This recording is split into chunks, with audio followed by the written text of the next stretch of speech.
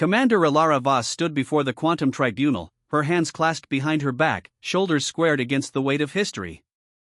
The crystalline chamber refracted light from 1,000 stars, each one a witness to humanity's most decisive and most terrible victory. The record shows, began Arbiter Theon, his voice echoing through the neural link, that humanity initiated 3 separate diplomatic channels before the Kesvaran Confederacy's final assault on Luna Station. Correct, Ilara confirmed, her voice steady despite the tremor in her chest. The memories were still fresh, though 2 standard years had passed since the war's end.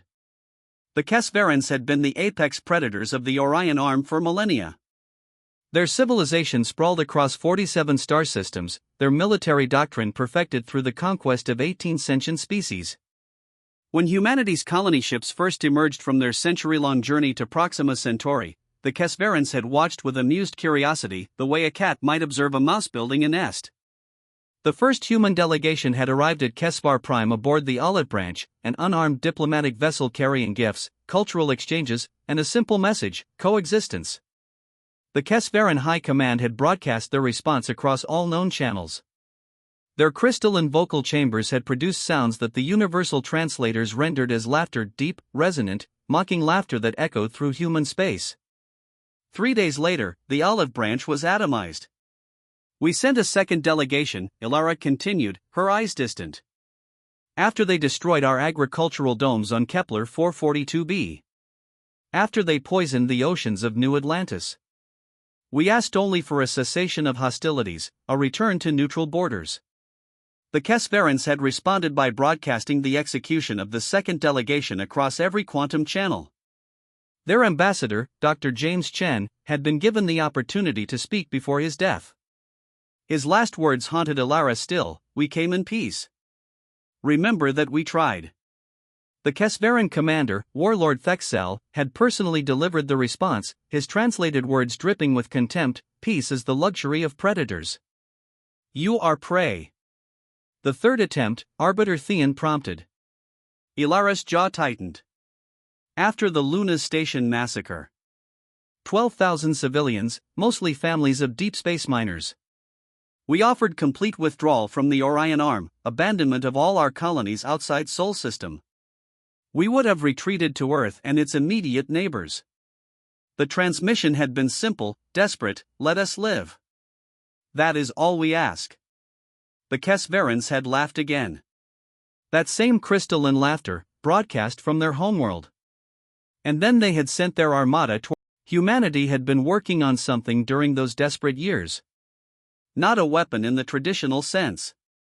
The scientists called it the Stellar Resonance Array, a network of quantum entangled devices that could manipulate the fundamental forces binding atomic nuclei.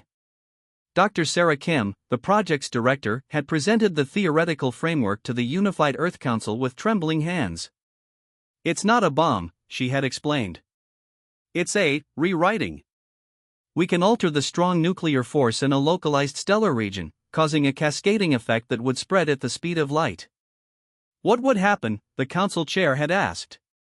Every atom within the affected region would undergo spontaneous fission. Controlled, complete, instantaneous. The silence that followed had been absolute. How localized, someone finally whispered. As precise as we need it to be. A ship. A city. A planet. A star system. They had called it the Prometheus Protocol, and humanity had prayed they would never need to use it. When the Kesvaran Armada crossed the Oort cloud, Earth made its final plea. Admiral Zhang, humanity's highest-ranking military officer, had broadcast in the open, his face haggard from sleepless nights: "We have developed a deterrent. We do not wish to use it. Please, for the sake of both our species, turn back." The Kesvarans had transmitted one final message: the coordinates of Earth, annotated with the Kesvaran symbol for feeding ground. Ilara had been a junior weapons officer then, stationed on the Retribution, Earth's flagship. She remembered watching Commander, now Admiral, Park's face as the order came through from Earth Command. The Prometheus Protocol was authorized. Target, Kesvar Prime. We gave them 72 hours to evacuate their homeworld, Ilara told the tribunal, her voice cracking for the first time. We broadcast the warning on every frequency, in every known language. We showed them simulations of what would happen. The Kesverans had interpreted it as psychological warfare, another sign of human weakness. Their response had been to accelerate their assault. Dr. Kim had activated the array herself, tears streaming down her face. Ilara had watched it happen through the Retribution's long-range sensors. One moment, Kesvar Prime had been a jewel, a world of crystalline cities and flowing energy networks, home to 8 billion souls. The next moment, it was light. Pure, terrible light as every atom within the stellar system underwent fission simultaneously. When the light faded, there was only dust. Dust and radiation that would take 10,000 years to dissipate. The Kesvaran Armada, receiving the news via quantum relay, had simply stopped. Ceased all operations. Some ships self-destructed. Others drifted into stars. A few limped back to their remaining colonies. The war ended not with surrender, but with silence. We didn't want this, Ilara said softly to the tribunal. We begged them to stop. 3 times, we offered peace. They laughed. Arbiter Theon's expression was unreadable. And now humanity maintains the Kesvar Memorial Station in orbit around what remains of their world. We do, Ilara confirmed. So we never forget what we're capable of. So we never forget that we tried for peace. And so the galaxy remembers what happens when peace is rejected. The tribunal's judgment would take weeks, but Ilara already knew the truth. Humanity had won the war, but victory tasted like ash. The Prometheus array had been destroyed immediately after use, its specifications erased.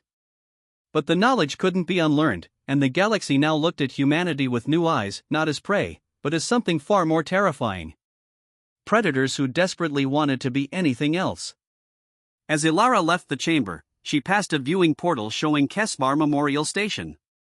The monument floated in space, a simple structure bearing the names of all who had died in the war, human and Kesvaran alike. We asked